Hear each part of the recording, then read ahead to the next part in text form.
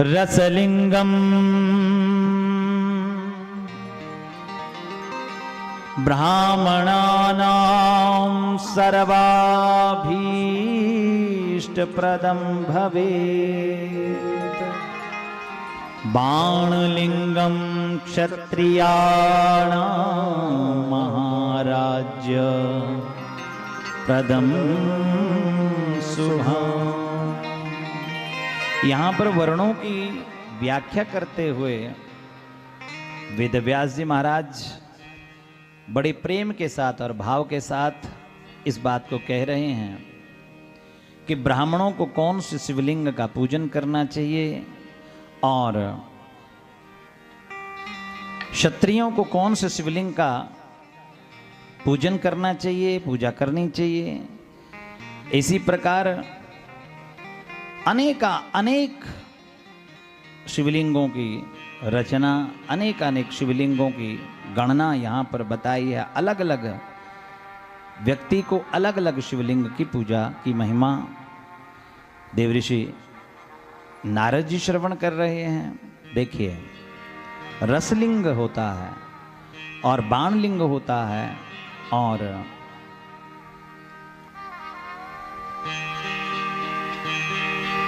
स्वर्णलिंग होता है, ताम्रलिंग होता है, लोहलिंग होता है और पारद शिवलिंग होता है, स्फटिक शिवलिंग होता है।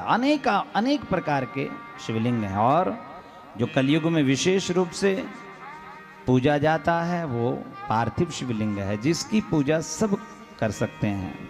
शिला शिवलिंग, पाषाण शिवलिंग, शिवलिंगों के अनेक प्रकार जो हैं शिव पुराण अंतर्गत बताए हैं बंधुओं। और अलग अलग शिवलिंग का पूजन करने से अलग अलग फल की भी यहाँ पर बात बताई गई है। कौन से व्यक्ति को कौन से शिवलिंग का पूजन करना चाहिए, उस शिवलिंग के पूजन से उसको दिव्यता, आनंदता, आह्लादता, दिव्य शांति की अनुभूति, शांति की प्राप्ति होती है। भगवत बंधुओं, वैसे तो संसार जगत में करोड़ों शिवलिंग हैं, अनेक शिवलिंग। स्फटिक बाण लिंगम च सर्वेशम सर्वकामदम। तो शिवलिंगों के प्रकार बताए हैं, सुंदर भाव में वेदव्यास जी बता रहे हैं कि कोई स्त्री हो, पुरुष हो, छोटा हो, बड़ा हो, कोई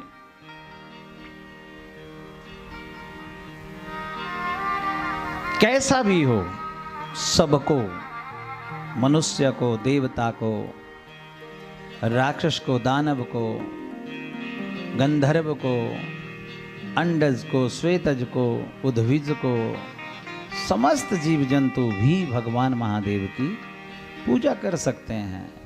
जिसमें स्मृति आ जाए, जिसमें विवेक आ जाए, वो समस्त जो है भगवान महादेव का पूजन करे।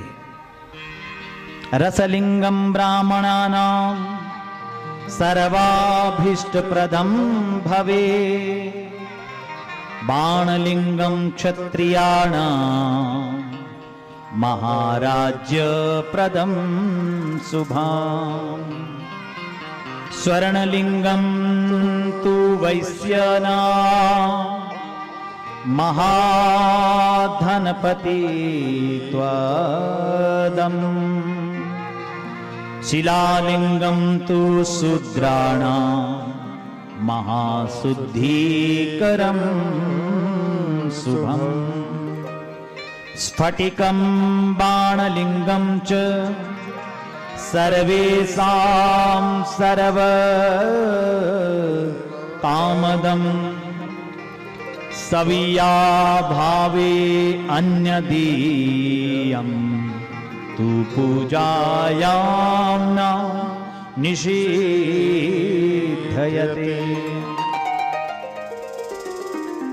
रसलिंग किसे कहते हैं? रस का लिंग। रसलिंग पारे के शिवलिंग को भी कहते हैं। और पाषाण लिंग की पूजा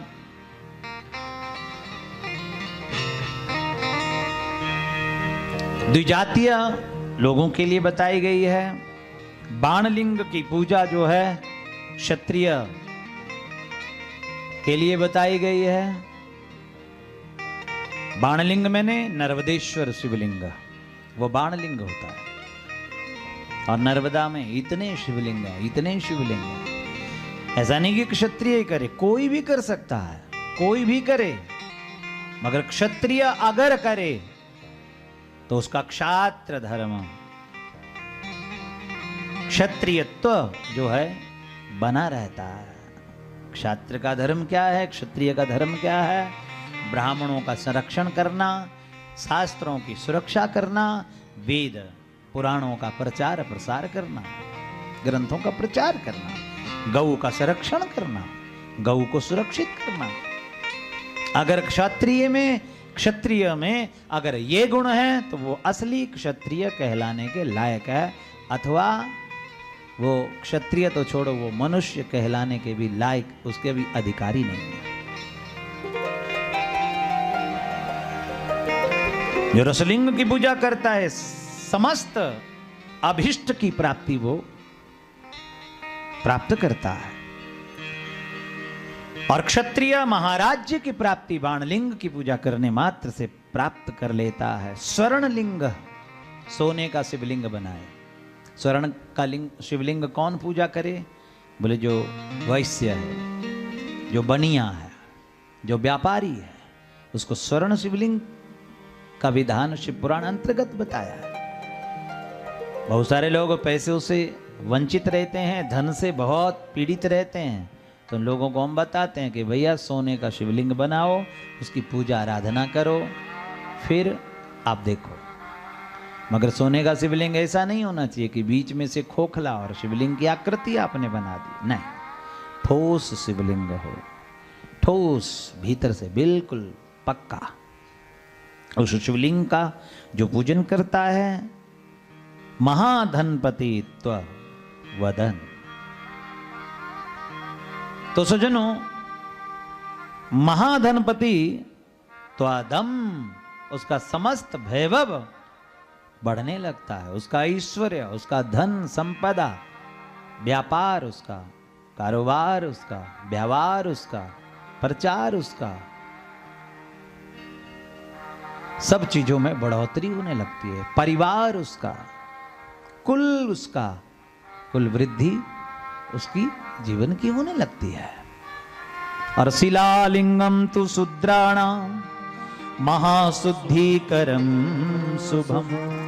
और जो शिला शिवलिंग की पूजा करता है, वो शूद्र भी, वो द्विजातीय व्यक्ति भी भगवान की पूजा करने से विशुद्ध हो जाता है, पावन हो जाता है, पुनीत हो जाता है, पवित्र हो जाता है, जो भगवान शिव की पूजा करता है। बोलिए शंकर भगवान की जय। स्फटिकां बाणलिंगं च सर्वेषां सर्वकामदम्। स्फटिक का शिवलिंग, स्फटिक के शिवलिंग की पूजा अगर कोई करता है और बाणलिंग की पूजा करता है तो सर्वेषां सर्वकामप्रद, उसको सब समस्त कामनाओं की पूर्ति हो जाती है। स्फटिक शिवलिंग की पूजा किसने करी? स्फटिक शिवलिंग की पूजा सज्जनों मां लक्ष्मी जी ने करी थी। लक्ष्मी जी ने स्फटिक के शिवलिंग की पूजा करी थी और महादेव को प्रसन्न किया था। महादेव को रिझाया था और बड़े प्रेम और भाव के साथ लक्ष्मी जी ने शिव आराधना करी। विष्णु भगवान ने उनको इस स्फटिक का शिवलिंग प्रदान किया। जो ये शिवलिंग है ना, आप दर्शन कर पा रहे हैं, ये स्फटिक शिवलिंग है। और पार्वती अम्बा ने महादेव को प्रेरित किया। देखो लक्ष्मी का भाव, लक्ष्मी का सुंदर भाव, दिव्य आनंद भाव। और लक्ष्मी जी ने जैसे ही विष्णु जी से सुंदर शिवलिंग प्राप्त किया और लक्ष्मी जी ने ऐसी आराधना स्फटिक शिवलिंग की और महादेव प्रकट हो गए। महादेव प्रकट हो गए और महादेव ने कहा कि देखो लक्ष्मी, आपको क्या चाहिए?